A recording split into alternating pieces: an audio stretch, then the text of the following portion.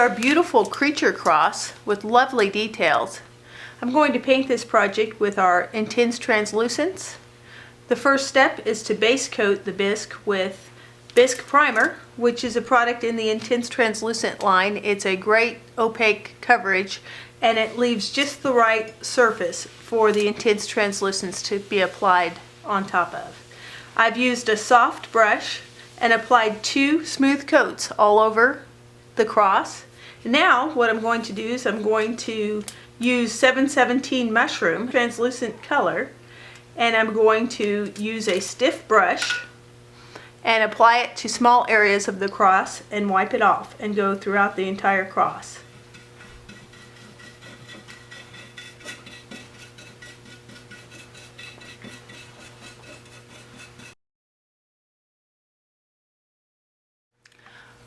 Now that I've antiqued the entire cross with the mushroom, I've applied it with a stiff brush, wiped it back with a dry paper towel. I'm going to use Antique Media, which is a mineral-based solvent, and wipe it back further. A word about the towel that you want to use.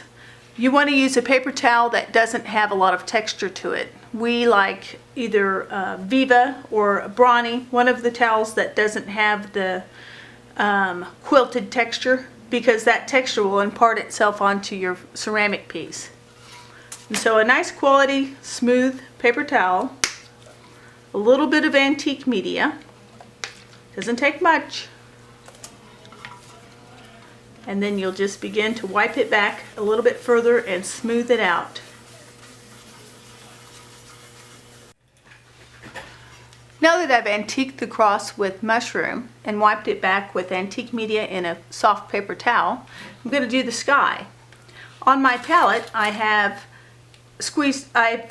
put out some white Intense Translucent, sapphire Intense Translucent, primrose, sunshine, and tangerine. I'm going to mix the sapphire with the white on my palette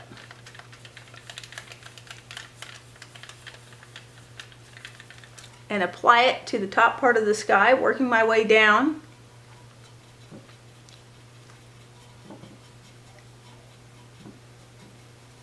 And you'll notice I'm getting the branches because it's easier to take it off later than it is to try and paint around the branches.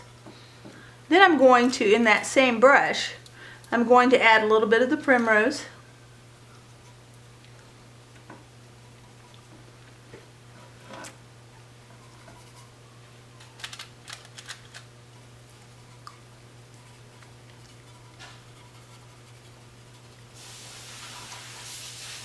Then I'm going to add some of the sunshine in that same brush.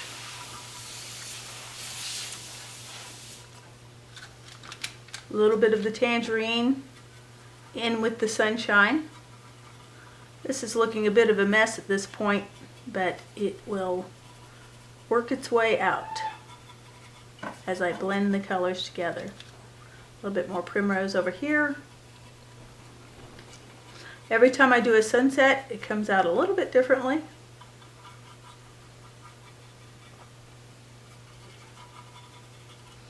Now what I'm going to do is I'm going to use a dry paper towel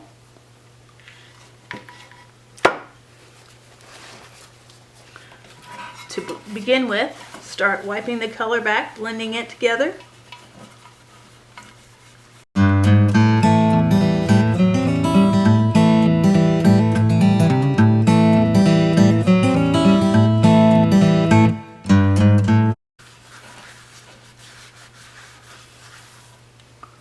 This actually is a nice subtle sunset, and you could leave it like this. I actually prefer it rather subtle, but if we want to add some more color, what we do is use a clean Intense Translucent brush. I'm going to put a little bit of the sunshine yellow in my brush. I don't want a lot, just a little.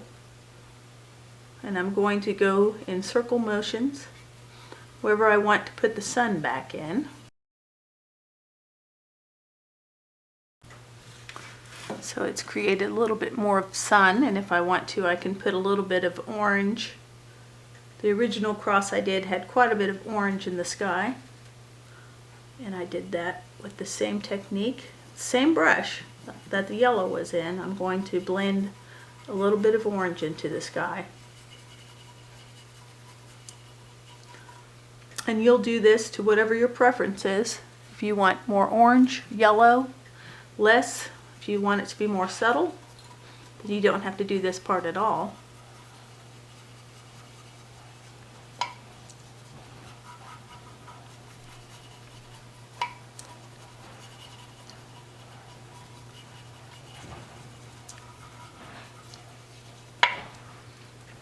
One thing I like to do on the sky is I like to make it a little bit darker blue in the top.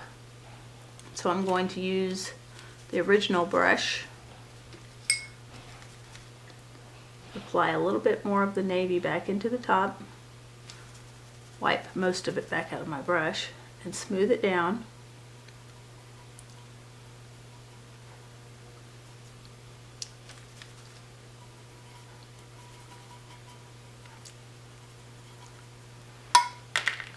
Use my paper towel, blend it a bit.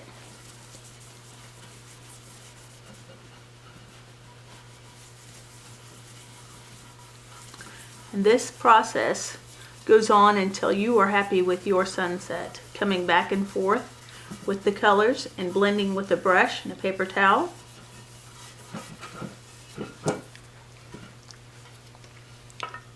So this is about what I want my sunset to look like, and so I might blend a little bit of the yellow up into here.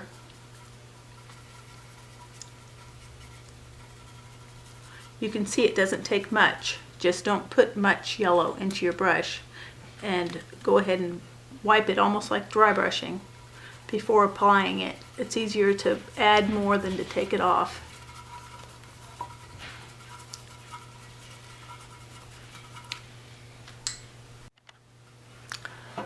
Now that I have my sunset more or less like I want it, I'm going to start working on the path and the hills. I said more or less on the sunset because one of the nice advantages of using intense translucence is that until I spray it, I can continue to move, add color, remove color, until I have it just like I want it. So sometimes when I come in, I'll paint these parts.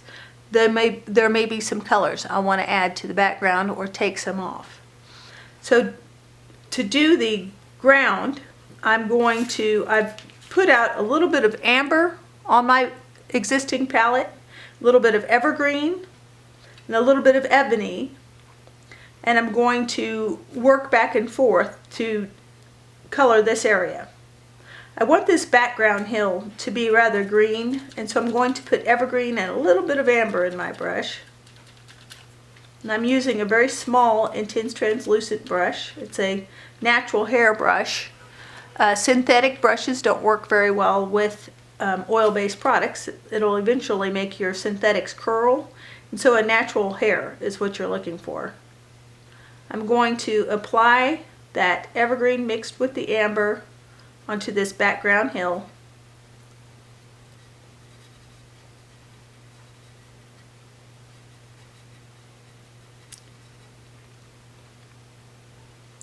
A little bit onto this grass.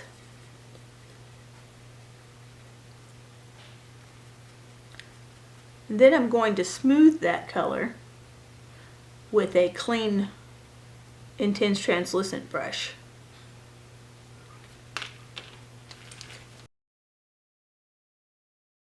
Now I'm going to use a little bit larger brush, and I'm going to add more amber. I'm going to put a little bit of evergreen and amber in my brush, and I'm going to paint the ground areas.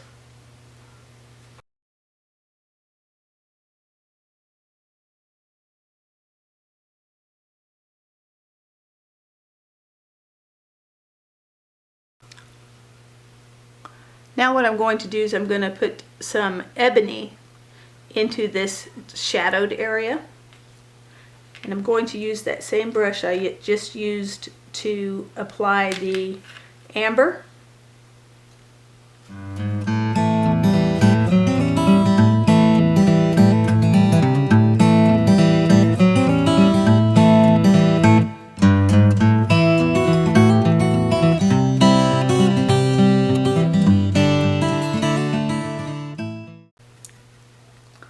come back and add a little bit of green.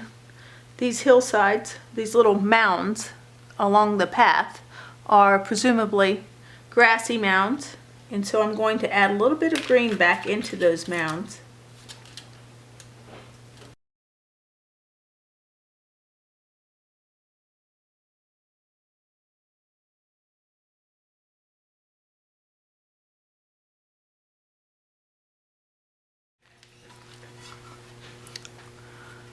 Now I'm going to use a Q-tip and some water and remove some of that intense translucent color from my little bunny.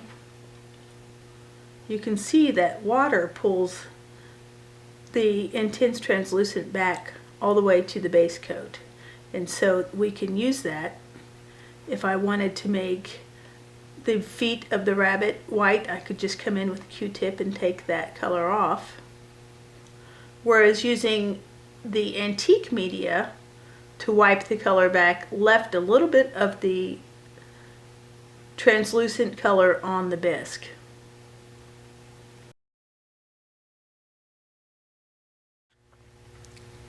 I've put a little bit of taupe on my palette, and I still have some ebony and some white on my palette. I'm going to use the smallest intense translucent brush, a number 3, and I'm going to apply the taupe.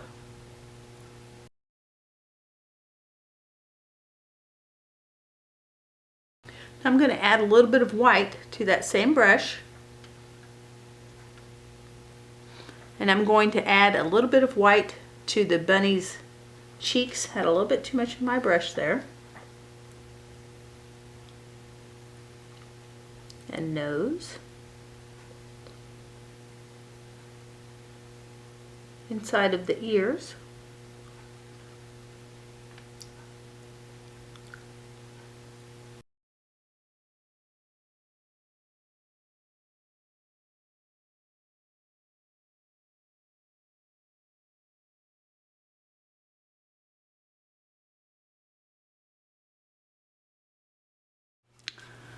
Now that I've painted the rabbit with taupe and blended some white into the taupe on the cheeks and haunches, I'm going to use ebony and white with a detail brush and add some little flicks of white and ebony in the ear and along the face.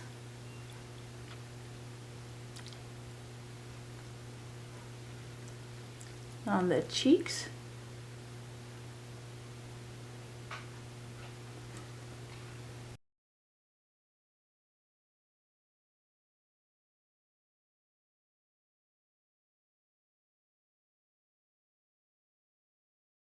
Then after we're done with everything, I'll spray it and come in with opaque stains and do the real fine eyeliner, for example. That way, if you make a mistake, you don't have to worry about removing some of the intense translucence that you have on there just like you want it. So I'll do fine detail a lot of times after the piece is sprayed and set with opaque stains. The next thing I'm going to look at is our deer. I'm going to use amber, intense translucent amber, in a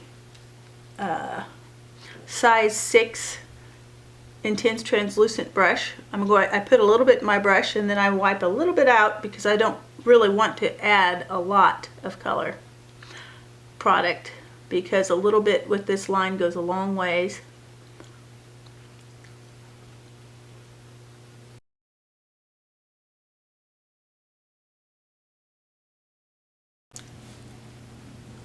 Now I'm going to add a little bit of white to my brush, the same brush, and put some white into the neck and face area.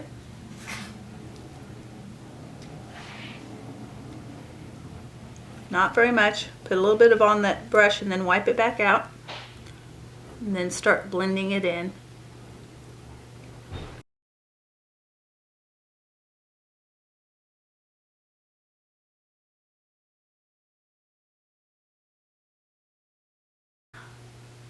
Now I'm going to add a little bit of detail with the ebony and a small brush.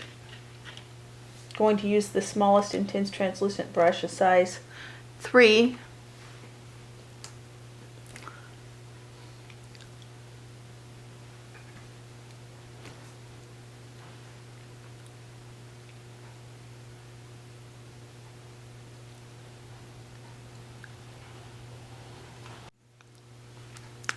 I've blended some white and some ebony on the nose and on the ears and between the eyes, and I've added a little bit more white into the chest and into the face.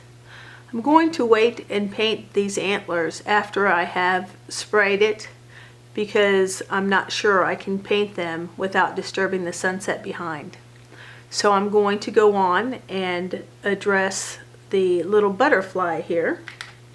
What we're going to do is we're going to remove the color with a Q-tip and then use a little bit of sapphire and white to make a blue butterfly.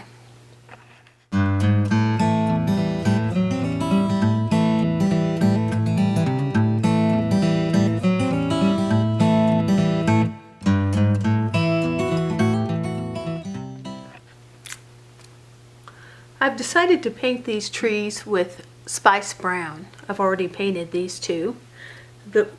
What I did was I put a little bit of Spice Brown on my palette and then used a number 6 IT Sable brush.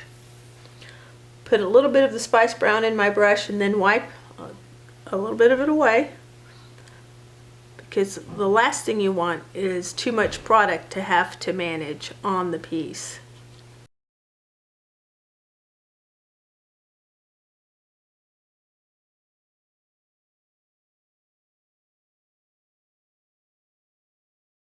Now I'm going to blend it a little bit with a clean Q-tip.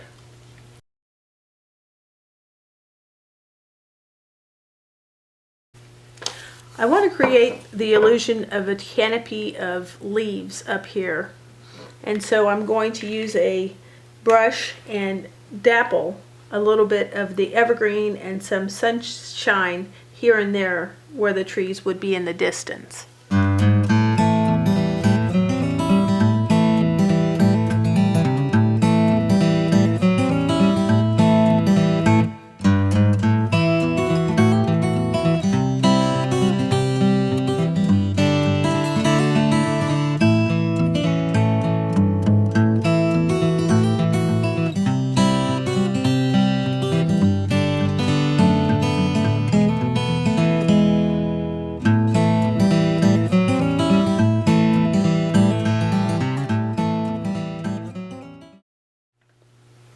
While I have this dry brush with a little bit of the evergreen in it, I'm going to go ahead and hit these little detailed leaves.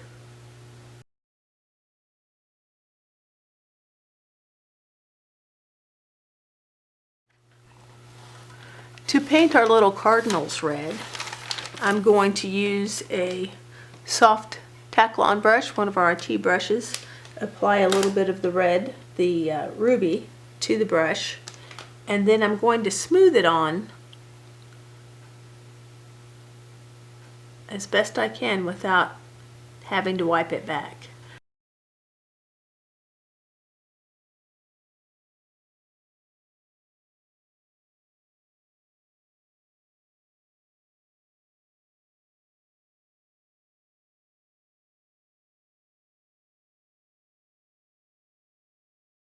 And I'm going to use a Q-tip and rouge some sunshine into the nest. I put a little bit of the sunshine onto my Q-tip. I'm going to work most of it back out, and then I'm just going to rub it onto the nest area. Now that I have completed the intense translucent portion of the cross, I'm going to take it to my well-ventilated area, and I'm going to spray it with Perfect Matte Spray, which is a really nice fixative. The intense translucents do have to be fixed. They are an oil-based product, so they do have to be sprayed to make them permanent. I've sprayed the cross with the intense translucents colors, and I don't know if you can see at this angle, but after you spray it, it really brings out the color and it helps to blend a little as well. I'm going to use one of our little intense translucent brushes and a little bit of, I've squeezed out some medium brown, some caramel, some sunset, white, and black onto my palette to do the details of these animals.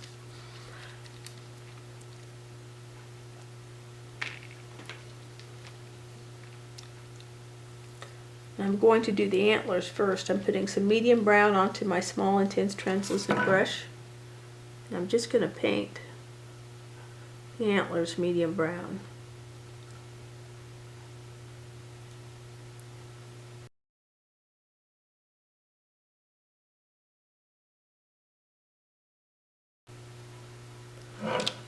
With that same brush, I'm going to add a little bit of black to my brush, and I'm going to turn it around and try and get the back side, the underneath side.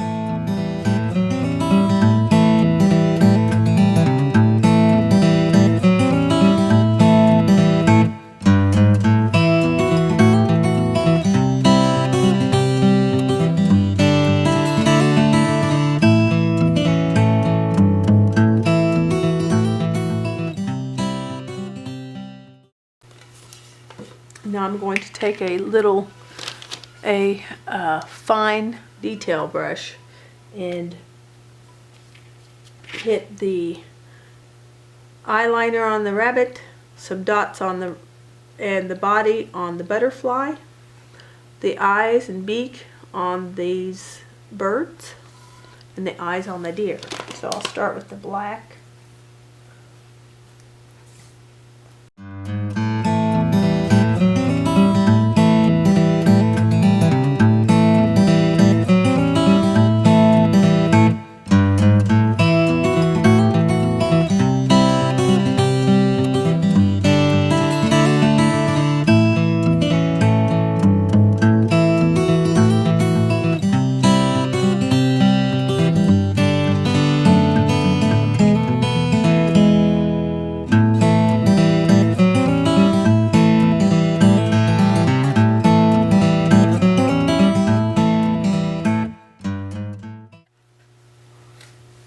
To put the color into the lettering without having to paint each letter, you can use a brush and just add a little bit of the color that you want the letters to be into your brush. Not a lot. What we're going to do is we're going to try and stipple into the area.